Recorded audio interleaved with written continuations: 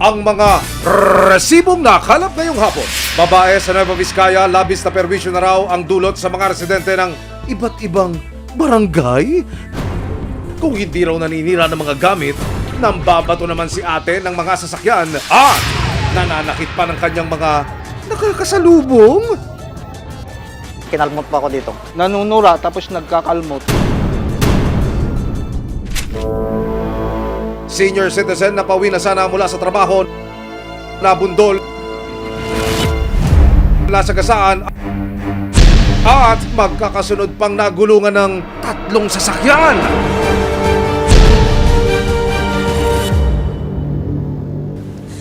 Uuwi lang po sana eh. Uuwi na lang ng bahay.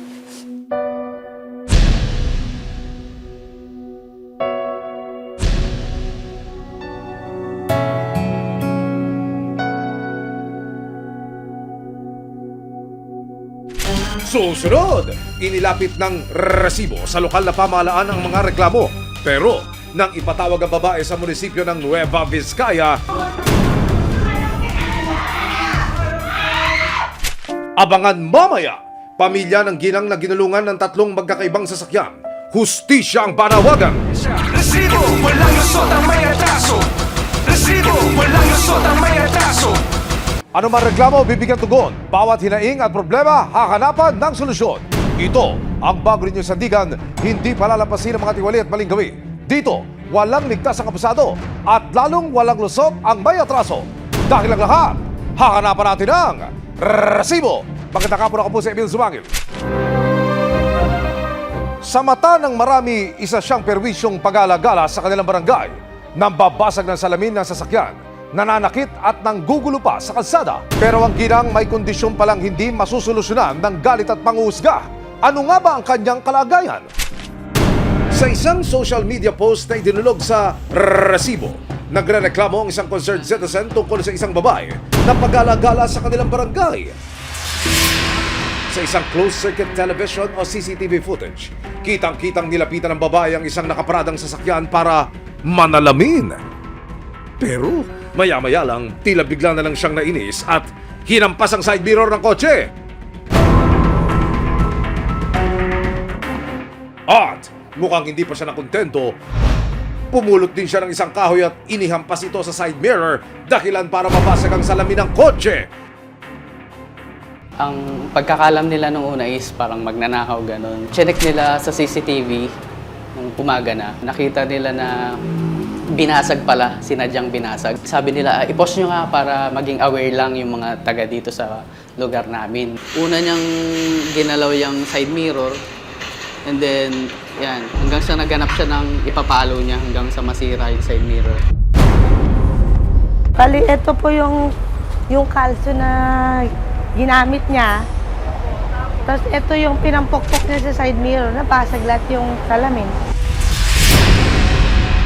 Baka hindi lang naman po ganun ang mangyari. Hindi natin alam kung anong dapat niyang gawin sa atin. So, kaya nga hindi ko na nilagay dito yung sasakyan. Baka mas grabe pa yung gagawin niya. Susunod sa pag-iikot ng resibo sa Nueva Vizcaya, napag-alaman naming nagnakaw daw sa isang tindahan ng babae. Senior citizen na pauwi na sana mula sa trabaho, binangga at magkakasunod na ginulungan ng 3 sasakyan. Resibo, walang lusot ang may atraso. Resibo, walang lusot ang may atraso.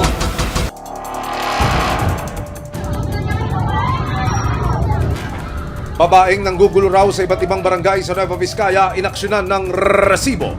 Sa pag-ikot namin, napag-alaman naming madalas ding maglagi sa public market ng bayan ng Solano ang babae.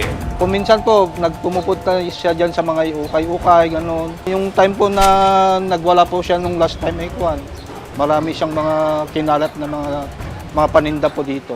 Ang traffic enforcer na si Edison, makailang beses na raw hinabol at muntik ng sakta ng babae. Ang tawag namin yung babae na yon, catwoman madam ang tawag namin kasi nangangalbak yun. Kasi pag hinawakan na namin, nagwawala na po siya. Tapos nung nakita ko yung bata na hinawakan niya, inuntog niya sa tricycle, yun po, nawat ko po. Kwento naman ng isang street food vendor sa Solano Market. Nagwala siya doon, yung kinalat niya yung mga benta. Tapos may nakita siyang helmet, binato niya dito, buti hindi kami natamaan. Kinabukasan May 17, 2025 sa patuloy na paghahanap ng resibo sa babaeng tinutukoy ng mga tao, nakilala namin ang pinsan ni Valerie na si Diane. Nagnanakaw na naman ng cellphone. Kumukuha pa siya ng mga bagay-bagay na nagugustuhan niya. Pinsan siya ng 32 taong gulang na inirereklamong babae na si Valerie, hindi niya tunay na pangalan. Pagdating sa bahay ni Diane, may mga dumating din na mga pulis. Si Valerie, nagnakaw daw ng wallet sa kabilang barangay. Alas 10? Gabi? Minsan po alas 7, nakapag-alis din lang. Pero ilang minuto pa lumipas, hindi pa rin umuwi si Valerie. Kasama ang resibo, hinanap ng mga pulis ang mga kamag-anak ni Valerie.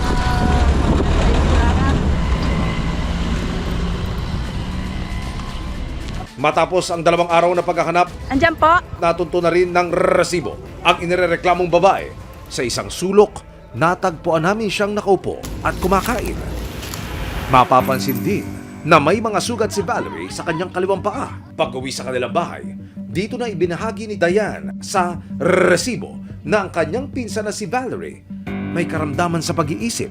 Nung hindi pa siya ganun gaya ngayon, mabait po. Hindi po siya palalabas, nasa loob lang po ng bahay. Kasama niya po yung mama niya, yung iniwan na siya ng asawa niya. Tapos sumabay yung pagkakamatay ng mama niya. Nahanap ng resibo ang tindahan na pinagnakawan daw ni Valerie ng cellphone.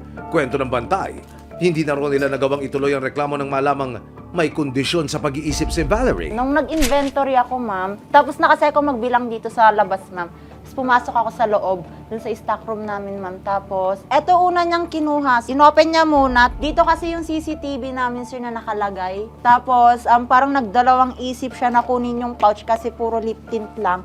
Then, nakita niya yung cellphone, sir, dito. Tapos, kinuha niya. Panawagan ng pamilya ni Valerie, maunawaan ng mga tao ang kanyang kalagayan.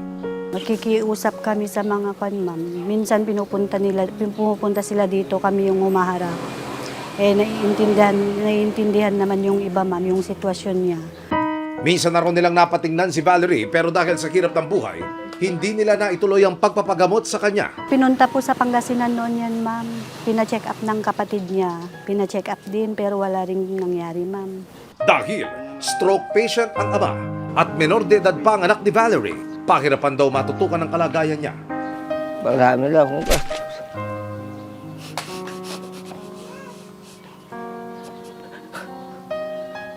Hindi ko na alam ang gagawin ko.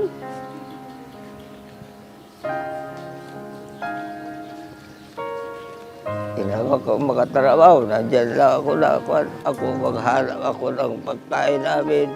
Sila gusto ko sana nandito sa bahay. Nakausap din ng resibo ang anak ni Valerie. Hindi raw niya maiwasang mahiya sa tuwing nababalitaan ng mga panggugulo ng ina. Takot na lang po. Baka may maghulisan. Nahihiya po. Kasi nakasaro nila. Sana gumaling na yung mama ko. Tanging hiling niya para sa kanyang ina. Ma, sana gumaling ka na. Para matugunan ang hiling ng pamilya ni Valerie, inilapit sila ng resibo sa Municipal Social Welfare and Development o MSWD ng Bayumbong Nueva Vizcaya. Nakakuha tayo ng dokumento mula sa pagamutan. Ito ang medical certificate na inilabas ng Region 2 Trauma and Medical Center Nobyembre noong nakaraang taon. Nakasaad dito na mayroong schizophrenia si Valerie, isang kondisyon sa isip na nakakaapekto sa ugali at sa persepsyon sa realidad ng isang tao. Piniliwanag din ng MSWD ang initial assessment kay Valerie noon at plano para sa kanya ngayon. So, since dito po sa province ng Nueva Vizcaya, wala po tayong facility na nagkikater sa need ni ma'am. Although meron po ang R2TMC, ang Region Trauma and Medical Center. Pero unlike po sa Cagayan Valley Medical Center, wala pong mga expertise dyan sa R2TMC that could provide itong need. Para masimula na ang gamutan, nagdesisyon ng LGU na dalhin si Valerie sa Cagayan Valley Medical Center. Kaya ang ginagawa po namin dito, ina-address namin yung urgent need niya, which is kung very aggressive na talaga siya at hindi na mapakalma, nire-refer na agad namin siya sa CVMC, which is yung Cagayan Valley Medical Center ng Tuguegarao City for proper assessment, treatment, and medication po. Pero maya-maya lang, biglang nagwala si Valerie sa kalagitnaan ng mga pag-uusap.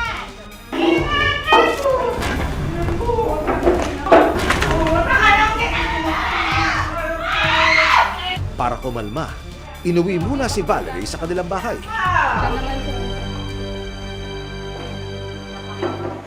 Kinabukasan, oras na para ihatid siya sa mental facility sa Cagayan Valley na may sapat na mga pasilidad para sa kanyang kondisyon.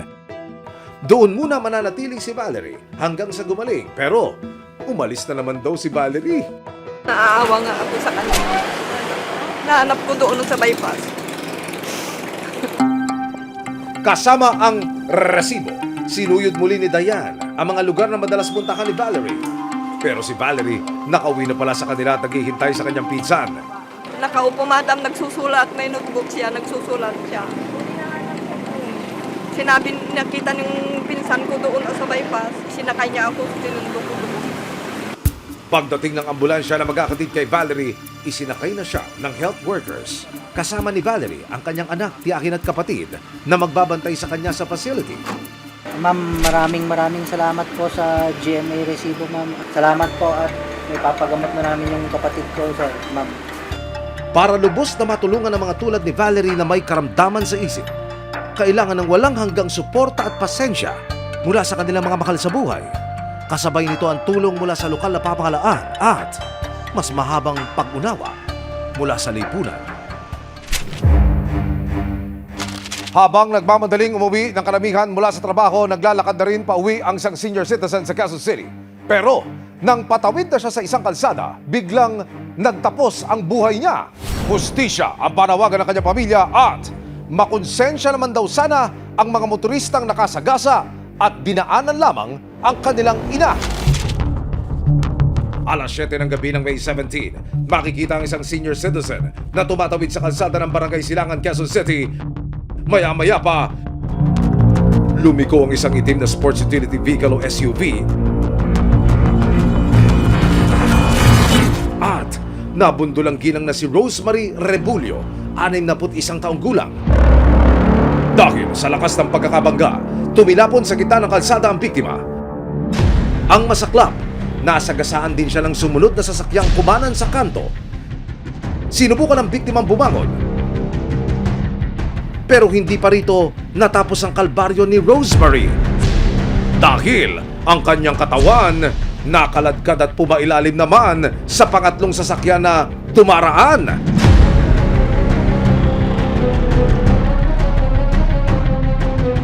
Naisugod pa sa ospital ang biktima pero idineklara na siyang dead on arrival.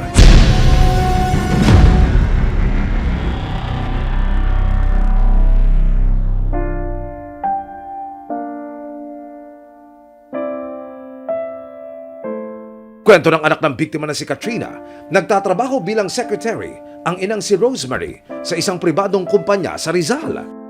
Ang setup po kasi nun, stay-in siya doon. So every weekends lang po talaga siya umuwi ng Bulacan. So Saturday night, usually mga 7 po kasi niyan, nag-a-update na yun na kung nasan na siya, kung nakasakay na ba. Nagsimula na raw siyang mag-alala dahil hindi pa nagpaparamdam ang ina. Around 7:20, ako na yung tumawag. So, yung nawagan ko, parang bungad ko pa nga, asan ka na? Yung ganun. Kahit di pa siya nagsasalita, pagkasagot, asan ka na? Then, maingay na po maingay yung background. Tapos, iba na po yung sumagot, ibang boses na. Una ko naisip, baka naiwan na naman niya yung phone niya. Nang sagutin ng isang hindi pa nakikilalang babae ang tawag, dito na raw nila nalaman na sinugod na pala sa ospital ang kanilang ina. Nung sinabi kasi niya na nasagasaan, nandito kami, sinugod sa Quirino, dumiretso na po kami ng kapatid ko. Punta na po kami agad, pero hindi na po namin naabutan. naibaba na daw po siya sa morgue. So, wala man na kaming chance na kahit walang makapagpaalam. Parang that moment po kasi, ang hiling na lang namin makita, parang pasilip lang po muna kahit yung huli lang. Bali, ito po yung mom ko. Ayan po, patawid po siya. Ayun, ngayon, tas paliko na po yung itim, yung unang sasakyan. Nasa lane na po siya, ay halos ano na po patawid na rin eh. Tas nung, ayan na po, yan, nabangga na siya. Tapos ito, yan, sumusunod na po yung pangalawang sasakyan na puti, ayan. Medyo kita rin po na parang yung sa pangalawang sasakyan, gumalaw pa po yung nanay ko. Tapos ito po, kasunuran na niya lang po yung pangatlo. Sa pangatlo po, ito, kita niyo po mula doon sa pinagbagsakan niya, nawala po siya eh. So nakaladkad po talaga siya.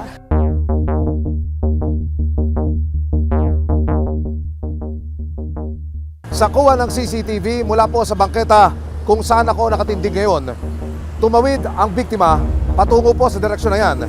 Pero pagsapit halos sa gitna ng kalsada, siya ay nasagasaan na ng 3 sasakyan na mula po sa kabaan ng Aurora Boulevard. 5 araw matapos ang aksidente, pinuntahan ng resibo ang Quezon City Police District Traffic Enforcement Unit Sector 3 na siyang nag-iimbestiga sa insidente. Ano po ang mga kasalukuyan yung ginagawang hakbang ngayon? Sa ngayon po, humihingi po kami ng tulong ng ating mamamayan kung sino po ang nakakita at nakasaksi sa pangyayari, maaari pong dumulog sa ating tanggapan dito sa Traffic Sector 3 para makatulong po sa investigasyon na aming ginagawa. May diferensya ho ba? O masasabi yung blind spot o may talagang accident-prone area? Medyo blind spot po yung lugar. Tsaka medyo ayon sa kanila, medyo madilim daw po. Yung mga blind spot na kailangan mo maging alerto, kailangan mo i-check yung mga side mirror mo, mga front mirror, para makita mo kung may mga tumatawid o lalo lang po sa pedestrian. Tayo po ay narito ngayon sa holding area ng QCPD Traffic Sector 3 para makita natin ang personal at maipaliwanag sa atin ni Captain Cabigon kung nasan yung mga tama ng involved vehicle. Captain Cabigon, ito yung sasakyan. Ito po yung pangatlong sasakyan na nakasagasa po sa ating senior citizen na biktima. Nag-iwan ho ba ng marka, Captain Cabigon, yung pangyayari sa katawan mo? Sa katawan po, ito lang po ang posibleng marka ng nakasagasa. Ito po, kasi ito. po, kung ilalim po rito, sa site na ito, yung biktima. Opo. Kasalukuyan itong naka-impound sa station bilang ebidensya sa kaso. Samantala, ang pangatlong driver na nakabundol kay Rosemary nasa kustodiya na ng mga otoridad. Pepe, paano nyo nakustodiya itong pangatlo? Hindi po niya na alam na nakasagasa po siya ng isang bagay. Allegedly, mayroon siyang bagay na nasagasaan, kaya huminto siya. At nung tingnan niya, tao pala yung nasa ilalim na ng Ayon po sa driver, huminto po siya, pilit niyang inaangat para mailabas yung biktima sa ilalim ng kanyang sasakyan. Nakapanayam ng resibo ang driver ng sasakyan na isa palang Transport Network Vehicle Service o TNVS driver. Hindi ko rin kagustuhan po yung nangyari. Biktima rin din po ako dito. Yung unang nakasagasa, sana magpakita. Makonsensya naman kasi ako nagdurusa eh. Kung inintuan niya sana, hindi ako magkakaganito. Doon sa pangalawa ho? Pangalawa po, dalawa. Parehas ko sa mensahe ko, sana magpakita sila. Magkaroon silang participation dito sa kaso na to kasi ako po yung naiipit. Pero para kay Katrina, Naintindihan ko po yung pinanggagalingan nyo, hindi nyo sinasadya. Kaya sabi ko, ang mabibigay na lang namin sa nanay ko is yung patas po na laban. Idadaan po natin sa legal na proseso. nakakarapan driver sa kasong reckless imprudence resulting to homicide. Kung sakaling mapatunayang nagkasala, pwede siyang makulong ng hindi bababa sa 2 hanggang 6 na taon. Nitong Biyernes, nakapagpiyansa ang pangatlong driver pero patuloy nagugulong ang pagdinig ng kaso laban sa kanya. Patuloy naman ang panawagan ng pamilya sa 2 driver na unang nakabundol kay Rosemary. Sana po, makonsensya po. Makonsensya kayo. Yun na lang. Kasi parang hindi niyo po alam yung nawala sa amin. Parang sobrang sakit na uuwi lang yung nanay ko eh. Uuwi lang siya. Sana makonsensya po kayo, sumuko po kayo. Kasi maintindihan naman po natin, sige sabihin natin, aksidente, wala naman talagang may gusto ng lahat ng to eh. Pero sana po panagutan niyo po yung nangyari. Kasi unang-una, lalo na po yung unang driver, alam niya eh. And intentionally, umalis siya sa scene. Nito lang Sabado, dinala na sa kanyang huling hantungan ang biktima. Sobrang bait. Halos lahat po, kahit sino po tanongin niyo, wala po kayong maririnig na masamang tinapay. Para sa nanay ko. As nanay, sobra-sobra po yung pag-aalaga niyan sa amin. Sobrang selfless. Pangako ng kanyang pamilya, hindi sila titigil na habulin ng hustisya para sa kanilang yumaong ina. Panawagan pa ng pamilyang naulila ni Rosemary kung sino ang may karagdagang impormasyon tungkol sa insidente na naganap noong May 17, alas 7 ng gabi sa Illinois Street. Pwede ninyo itong ipagbigay alam sa resibo.